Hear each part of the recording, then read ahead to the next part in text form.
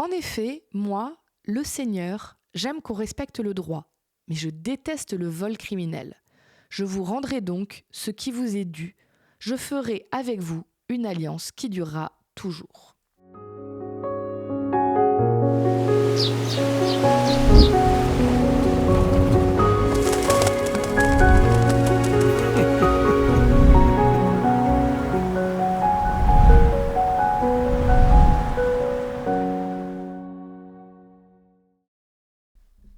Ça me paraît une évidence.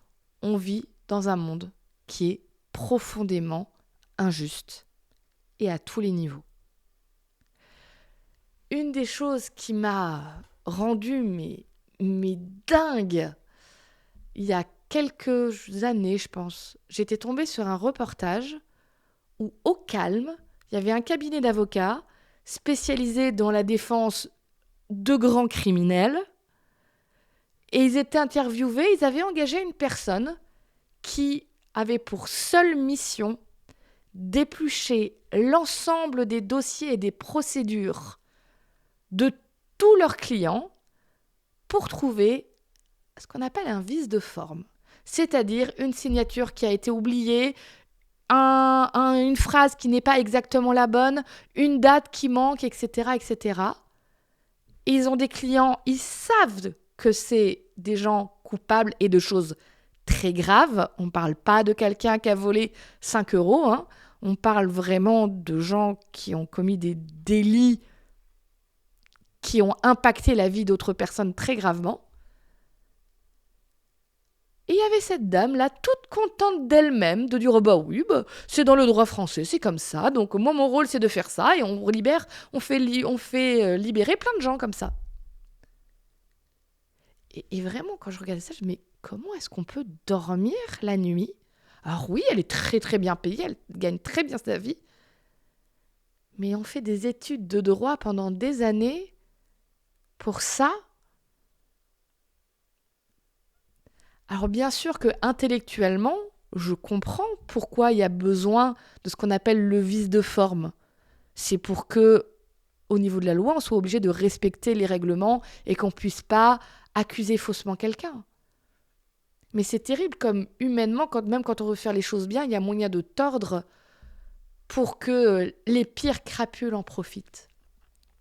Et oui, ça me rend dingue. Alors, comment est-ce que je peux supporter des textes où Dieu dit « Je ne laisserai pas l'injustice arriver ». En fait, c'est pas que Dieu dit que l'injustice n'arrivera pas. Ce qu'il dit, c'est « Chaque injustice qui a lieu, je la vois ». Et on peut tromper les humains, on peut profiter du système, mais moi, Dieu, on ne me trompe pas, on ne m'achète pas, on ne me tente pas. Je suis incorruptible.